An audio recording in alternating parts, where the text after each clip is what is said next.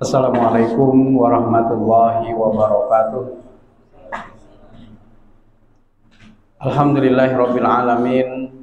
Nahmaduhu wa nasta'inuhu wa nastaghfiruh wa na'udzu billahi min syururi anfusina wa min sayyiati a'malina. May yahdihillahu fala mudhillalah wa may yudhlil fala hadiyalah. Asyhadu an la ilaha illallah wahdahu la syarikalah wa asyhadu anna Muhammadan abduhu wa rasuluhu la nabiyya ba'dah. Allahumma salli wa sallim ala nabina Muhammad wa ala alihi wa sahbihi ajma'in, amma ba'du. Qala Allah ta'ala a'udzu billahi minasyaitonir rajim. Ya ayuhan nasu taqu rabbakumul ladzi khalaqakum min nafsin wahidah wa khalaqa minha zawjaha wa batha minhuma rijalan katsiran wa nisaa'a wattaqullaha alladzi tasaaluna bihi wal arham innallaha kana 'alaikum raqiba. Amma ba'du.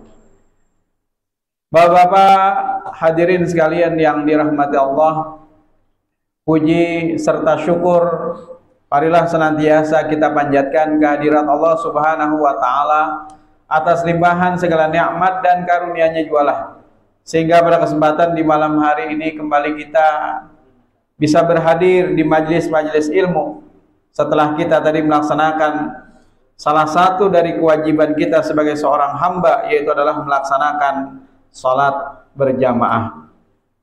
Kemudian kita sambung dengan majelis ilmu atau juga majelis dzikir yang diadakan ba'dal maghrib atau antara maghrib sampai dengan isya nanti. Kita mengkaji ayat-ayat Allah atau juga hadis-hadis Rasul sallallahu alaihi wasallam.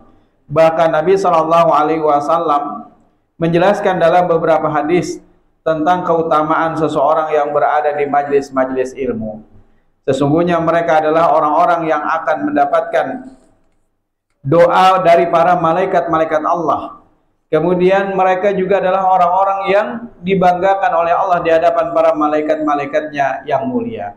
Bahkan ada hadis Nabi juga yang berbunyi, apabila kalian melewati majelis ilmu, maka hendaklah kalian mampir. Karena sesungguhnya majelis ilmu adalah raudhatun min riyadil jannah, salah satu daripada taman-taman surga yang ada di dunia.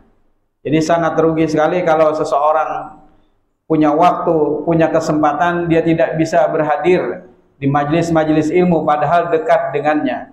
Padahal barusan misalnya dia telah melaksanakan sholat maghrib berjamaah. Padahal orang yang lewat saja ketika ada halaqah-halaqah ilmu, maka sayang untuk dia lewatkan. Bahkan kata Nabi, singgahlah atau mampirlah, karena sesungguhnya dia berada di salah satu daripada taman-taman surga yang ada di dunia. Para sahabat bertanya ketika itu, wahai Rasul, apakah yang dimaksud dengan taman-taman surga yang ada di dunia?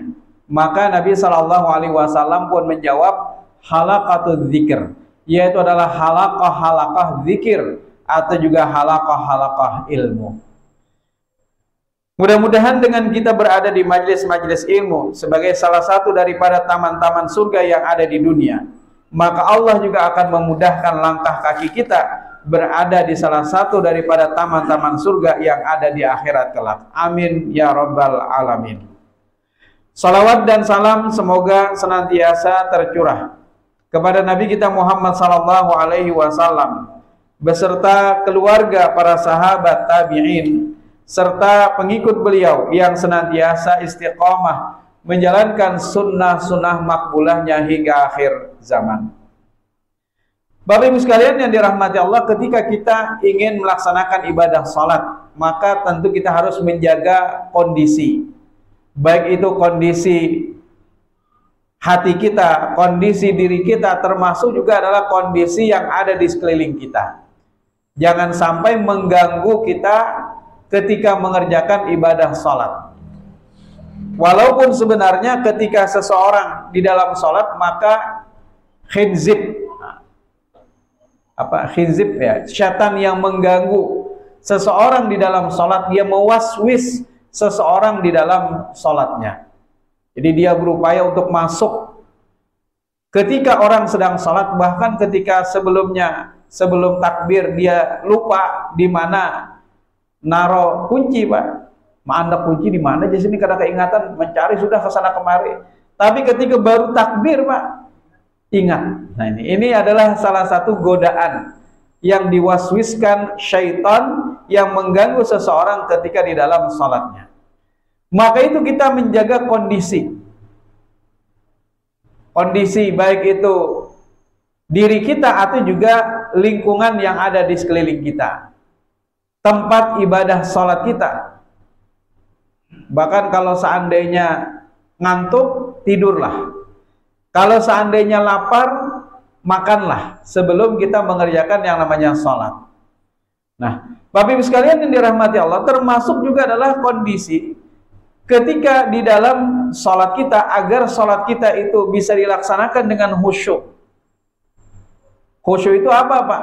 Khusyuk itu bukan kita tidak mendengar sama sekali ketika ada orang lewat. Kalau misalnya ketika ada kendaraan lewat, kalau kita sedang sholat lalu kita kadang mendengar sama sekali, bukan seperti itu juga, Pak. Yang dinamakan dengan khusyuk, walaupun dia masih mendengar adanya bunyi-bunyi yang ada di sekelilingnya, tetapi konsentrasinya, fokusnya itu adalah di dalam sholatnya. Jangan sampai ada orang ketika baru mulai sholat, Pak, Allahu Akbar, sudah melayang, Pak, pikiran. Sudah keluar dari pintu masjid, entah melalar kemanakah pikirannya. Sampai ketika baru ingin salam, pikirannya kembali lagi, oh iya aku lagi sholat. Baru ketika hendak salam, dia sadar bahwasanya dia dalam keadaan sholat. Itu masih syukur yo, Pak. Masih syukur yo, masih ingat awal dan akhir. Ini ada yang sama sekali kada ingat sama sekali di dalam sholatnya.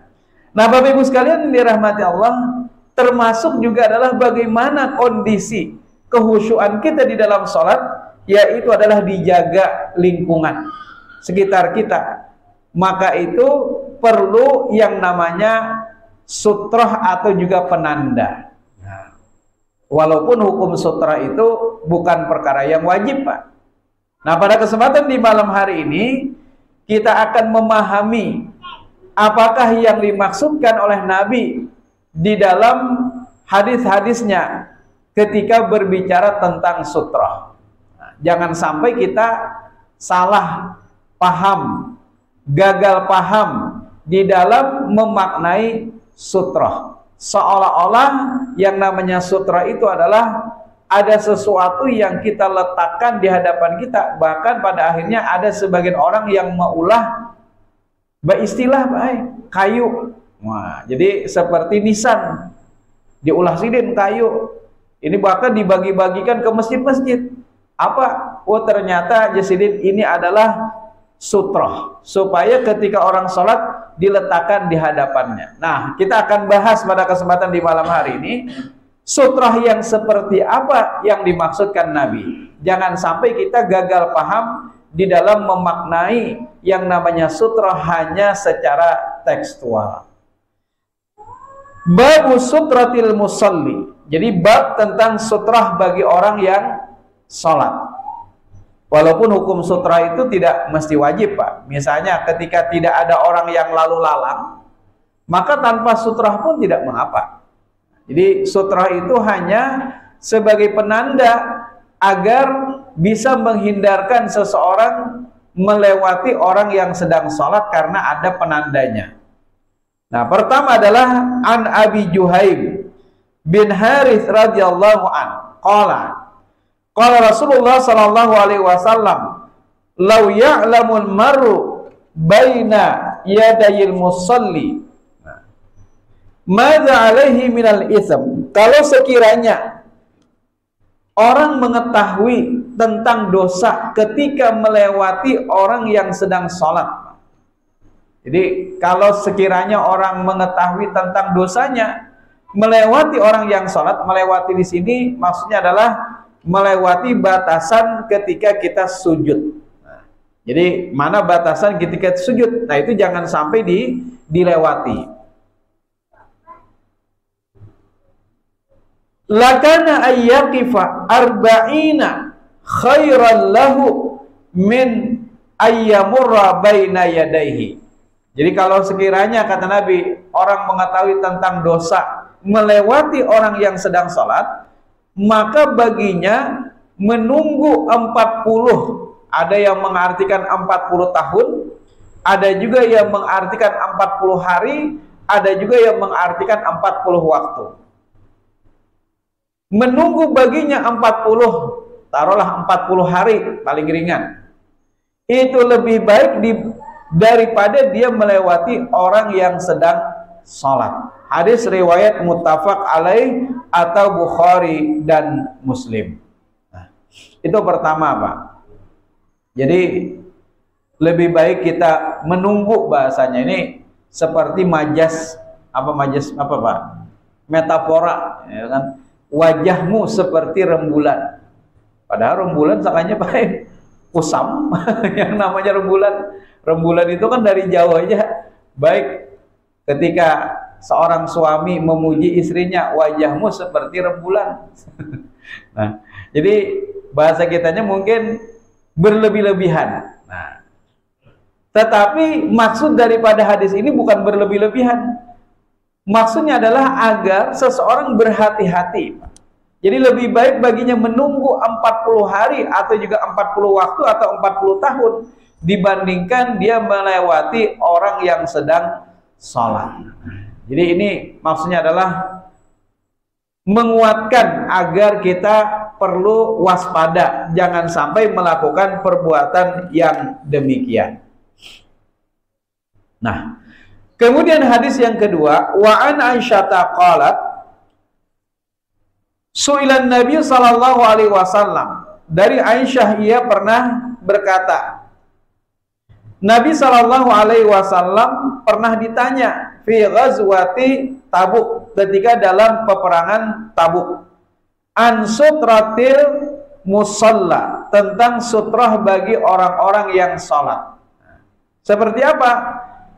Batasan atau sutrah itu seperti apa? Maka Nabi sallallahu alaihi wasallam pun menjawab, mithlu mu'khiratir rahal. Kata Nabi, seperti pelana kuda atau sandaran yang ada di binatang. Nah, ketika kita ingin naik ke atas kuda atau juga unta, maka kita menaruh pelana.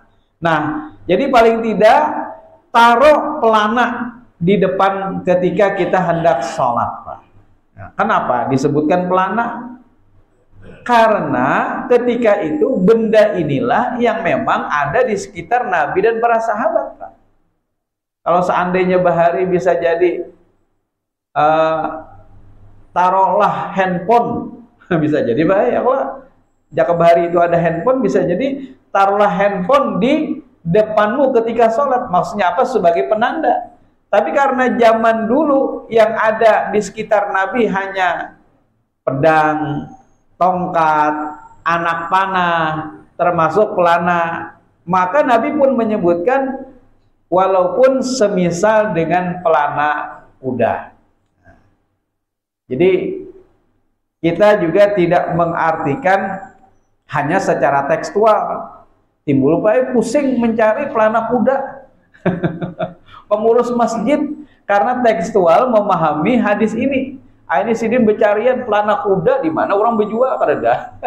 Nah, inilah gagal paham. Hati-hati ketika kita terlalu tekstual di dalam memahami hadis Nabi Shallallahu Alaihi Wasallam. Jadi sebenarnya yang dinamakan sutrah itu adalah penanda, penanda agar orang tidak melewati seseorang yang sedang sholat.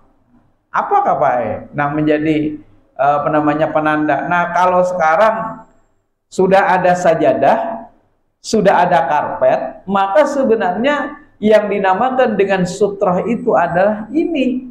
Jadi kada perlu kita repot-repot lagi mencari yang namanya pelana kuda atau juga maulah beristilah kayu kayak nisan tuh. Nah, ada pian tancap melihat mungkin di beberapa masjid masih ada ini peninggalan bahari itu. Nah, yang mereka bikin lalu disumbangkan ke masjid-masjid untuk digunakan ketika ada orang yang sholat. Padahal sebenarnya ini sudah penanda. Karpet, kemudian Ditambah lagi misalnya ada kain putih atau juga kain hijau di depan pesujudan ketika orang ingin mengerjakan sholat, maka inilah sudah cukup dikatakan sebagai sutroh.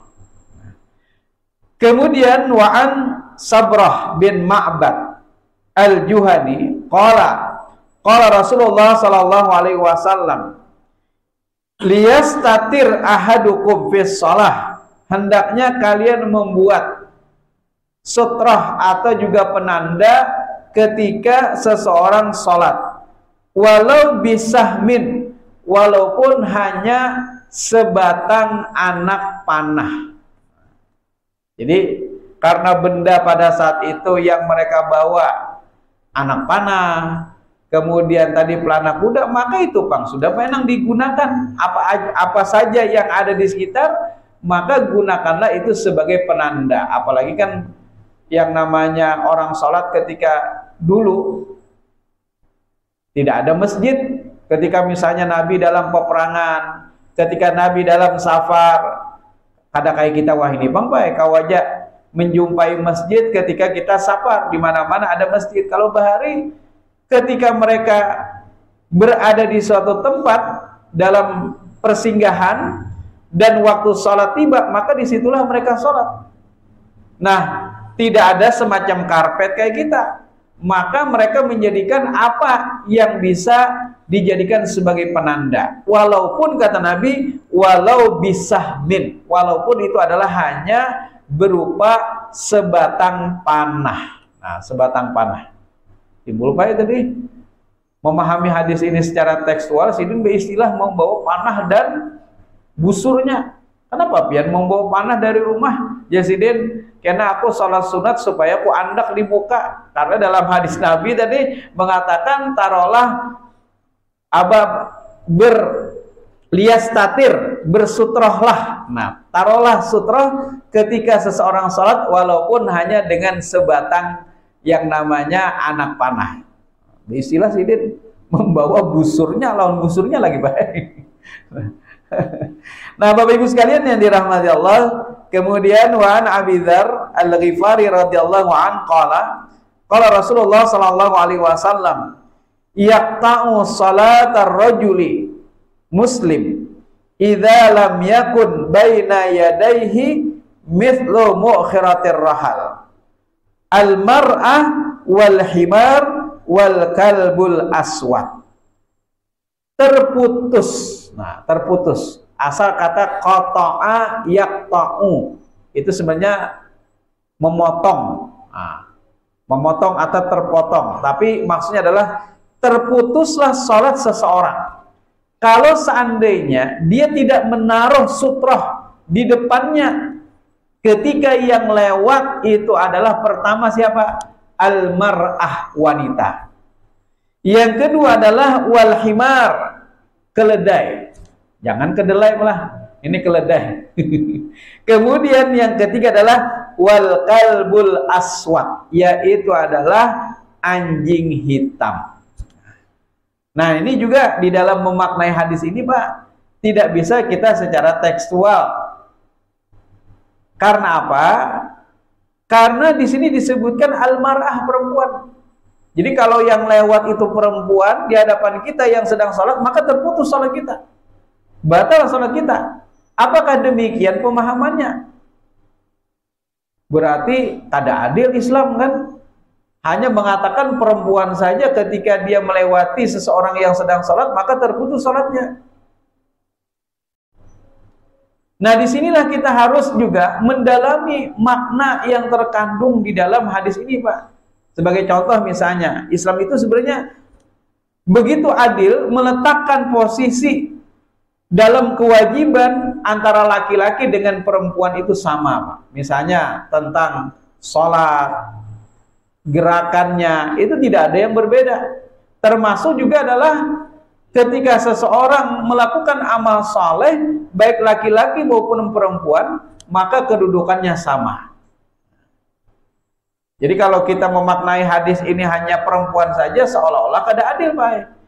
Padahal misalnya ada sebuah hadis Nabi berbunyi, idza matal insan in qata amaluhu illa min salasin. Apabila anak manusia itu meninggal dunia, maka terputus semua amalnya kecuali 3 hal. Pertama adalah sedekah jariyah. Ketika seseorang mengeluarkan wakaf, berwakaf, baik itu dengan wakaf tanah, kemudian ada juga wakaf apa Pak? Pekuburan, kemudian ada juga wakaf pesantren dan lain-lain. Sekarang alhamdulillah Pak, modern. Setelah keluarnya undang-undang tahun 2004 tentang perwakafan, ternyata diperluas yang namanya wakaf itu bukan hanya berupa tanah saja atau juga bangunan. Kalau hanya berupa tanah, timbul baik kita yang tidak memiliki tanah atau tidak memiliki bangunan sulit untuk berwakaf. Jadi hanya tuan-tuan tanah saja yang mereka punya kesempatan berwakaf. Alhamdulillah fikih itu berkembang Pak. Fikih itu berkembang luar biasa. Dan disinilah sebenarnya pemahaman akan fikih itu menyesuaikan dengan kondisi zamannya. Alhamdulillah berkembang yang namanya wakaf uang. Atau ada juga wakaf melalui uang Pak. Nah, jadi kalau kita ingin berwakaf melalui uang atau wakaf uang itu bisa Pak. Walaupun yang kita wakafkan cuma 100.000 rupiah. Tapi nanti kalau sudah sampai 1 juta, kita tinggal mendatangi ada namanya lembaga keuangan syariah penerima wakaf uang. Nah, jadi yang namanya wakaf itu kan tidak boleh habis Pak. Habis aslaha, pertahankan induknya atau asalnya, tanah misalnya, bangunan selama digunakan maka orang yang mewakafkan itu dapat aliran pahalanya. Nah begitu juga setelah berkembang ada namanya wakaf uang dan ada juga namanya wakaf melalui uang. Ini beda Pak. Kalau wakaf melalui uang itu kita mengeluarkan uang yang ini diniatkan untuk wakaf. Nah uangnya tidak boleh habis Pak, harus utuh, harus utuh. Tapi yang disumbangkan adalah manfaatnya. Berupa manfaat uang itu setelah diinvestasikan oleh lembaga keuangan syariah, baik itu di deposito syariah, kemudian ada juga sukuk atau obligasi syariah, itu mendapatkan hasil. Nah hasilnya itulah yang boleh diberikan kepada penerima manfaat wakaf. Nah jadi uangnya itu tidak boleh habis Pak. Jadi terus mengalir pahalanya bagi orang yang berwakaf. Nah kalau wakaf melalui uang itu adalah misalnya ada apa namanya pesantren misalnya, atau Muhammadiyah ingin membangun pesantren misalnya, yang tanahnya harganya dulu berapa misalnya, jadi belum bangunannya, tanahnya dulu misalnya taruhlah harganya 1 miliar. Nah silahkan siapa yang ingin berwakaf. Nah ini disebut dengan wakaf melalui uang. Setelah terkumpul 1 miliar uang tadi, lalu dibelikan tanah dengan sekian hektar. Nah akhirnya tanah itu terbeli dengan uang kumpulan banyak orang, maka orang-orang yang telah berwakaf dengan melalui uang tadi, dia akan mendapatkan aliran pahala dari apa yang telah dia wakafkan. Jadi kada perlu harus menunggu jadi tuan tanah dulu Pak, harus memiliki berhektar-hektar tanah lalu baru kita bisa berwakaf. Tidak, walaupun cuma 100.000 yang kita sumbangkan tadi, maka insya Allah itu juga akan menjadi aliran pahala selama itu digunakan Pak. Nah Bapak Ibu sekalian ini dirahmati Allah. Jadi dalam hadis Nabi disebutkan apabila anak manusia itu meninggal dunia maka terputus semua amalnya kecuali 3 hal. Pertama adalah sedekah jariyah, yang kedua adalah ilmin yuntafa'u bihi, ilmu yang bermanfaat. Nah yang ketiga awaladin soleh, anak yang soleh yang mendoakan kepada kedua orang tuanya. Padahal di dalam hadis ini disebutkan walad. Walad itu kan laki-laki Pak. Walad itu laki-laki. Kalau seandainya kita memaknai hadis ini secara tekstual, bahwa yang bisa memberikan aliran pahala bagi kita orang tua ketika meninggal dunia, apakah hanya anak laki-laki? Kalau hanya anak laki-laki berarti Islam itu tidak adil. Padahal sebenarnya hadis ini walaupun hanya menyebutkan awalat anak laki-laki, tetapi sebenarnya adalah juga mencakup anak perempuan. Jadi kada perlu khawatir pian mau laki-laki anak pian, mau perempuan anak pian. Yang penting pian dididik untuk menjadi anak yang saleh yang nantinya mendoakan kepada kita orang tua ketika kita walaupun sudah meninggal dunia, maka kita tetap mendapatkan aliran pahalanya. Nah, Bapak Ibu sekalian yang dirahmati Allah, begitu juga di dalam hadis ini. Walaupun hadis ini menyebutkan mar'ah, perempuan, tetapi sebenarnya cakupannya juga adalah siapapun yang lewat, mau laki-laki, mau juga perempuan di hadapan orang yang sholat, maka itu bisa memutus orang yang sedang sholat dari sholatnya. Nah, jadi kenapa bukan hanya perempuan saja, tetapi juga cakupannya laki-laki. Kalau seandainya di sini hanya perempuan, Pak, berarti bertentangan dengan hadis yang lain. Ada sebuah hadis yang menyebutkan ketika Nabi sholat malam, rumah Nabi kada seluas rumah kita, Pak. Paling rumah Nabi mungkin hanya 4x3 saja. Ketika Nabi sholat, kaki Aisyah itu menjulur di hadapan Nabi yang sedang sholat, Pak. Bahasa kitanya, batis Aisyah itu di hadapan Nabi sholat. Nah, ketika Nabi ingin sujud, maka Nabi kitarakan dulu. Nabi pindah dulu kaki Aisyah dari hunjurannya dari depan Nabi SAW. Amun kita bisa menapak, Pak. Batisi kamu ini aku lagi sholat. Tapi betapa lemah lembutnya Nabi, Pak. Kasih sayangnya Nabi kepada istri beliau sampai-sampai ketika Nabi sholat pun kaki Aisyah menjulur di hadapan Nabi. Maka Nabi dengan kasih sayang memindahkan kaki Aisyah dengan pelan-pelan. Begitu juga setelah Nabi bangkit dari sujud, maka kaki Aisyah tadi dibetulkan lagi, Pak. Dibujurakan lagi. Saking kasih sayangnya Nabi kepada istrinya. Luar biasa. Amun kita sudah menghambat misalnya. Amun bini ini batis bujur-bujur, Pak. Aku lagi sholat. Nah, Bapak Ibu sekalian yang dirahmati Allah. Jadi kalau seandainya kita memaknai hadis ini hanya perempuan, tapi kenapa tadi ada sebuah riwayat yang menyebutkan ketika Nabi sholat malam, kaki Aisyah pada saat itu menjulur di hadapan Nabi dan Nabi memindahkan atau menggeserkan kaki Aisyah ketika Nabi ingin melakukan sujudnya. Berarti makna hadis ini sebenarnya bukan hanya perempuan saja, tetapi siapapun mau laki-laki atau perempuan yang dia lewat di hadapan orang yang sedang sholat, maka itu bisa memutus seseorang di dalam sholatnya. Maka itu nanti ada preventif yang kita lakukan seperti apa ketika ada orang yang ingin lewat di hadapan kita. Yang kedua adalah wal himar. Nah, kenapa disebutkan himar? Karena konotasi himar ini bahasanya binatang yang paling babal, baik. Himar nih konotasinya negatif, Pak. Ibaratnya binatang lain itu baik kita memburunya dengan isyarat aja, bukahnya. Tek, ya misalnya kita lagi sholat nih, lalu kita kajuti, itu sudah mencincing bukah ayam dan segala macamnya. Tapi beda dengan himar, Pak. Himar itu kita kajuti, baik, kada bukah-bukahnya. Nah, dikhawatirkan itu akan mengganggu seseorang di dalam sholat.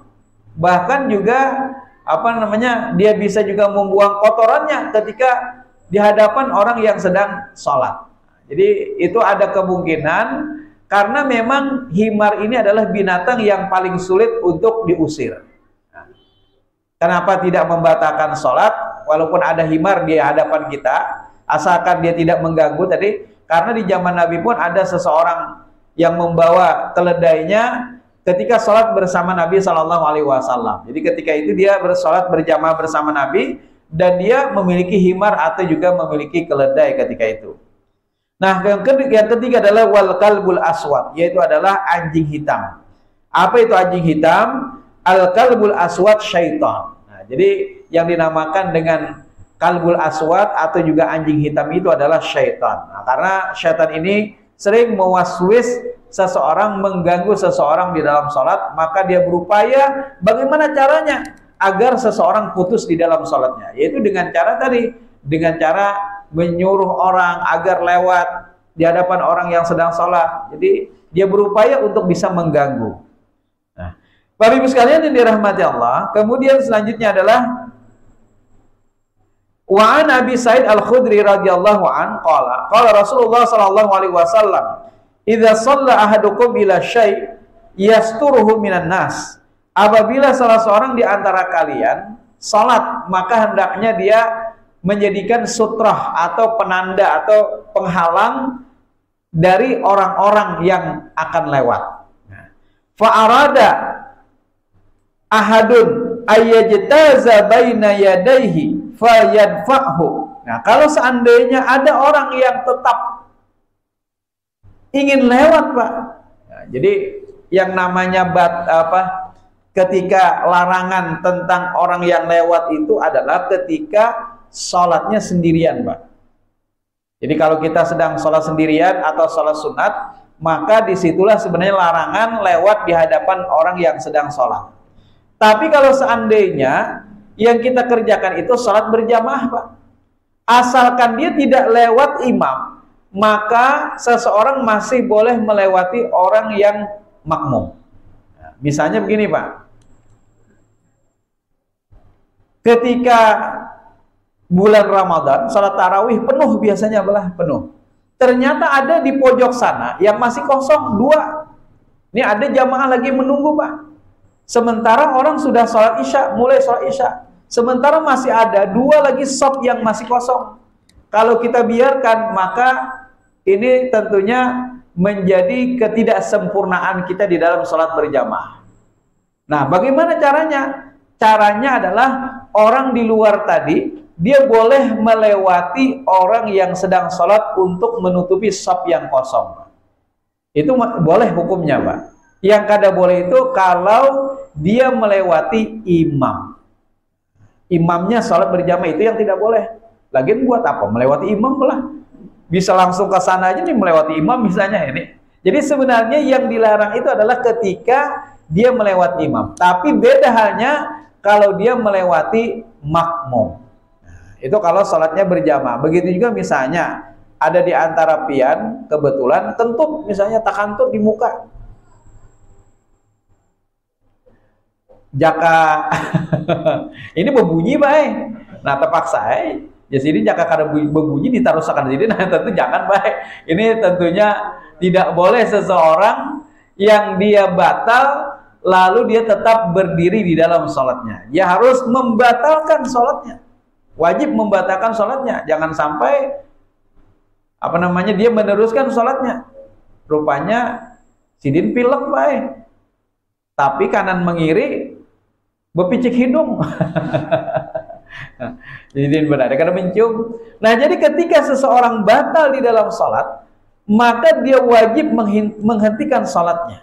Kalau dia makmum, kalau dia imam, maka digantikan oleh makmum yang ada di belakangnya.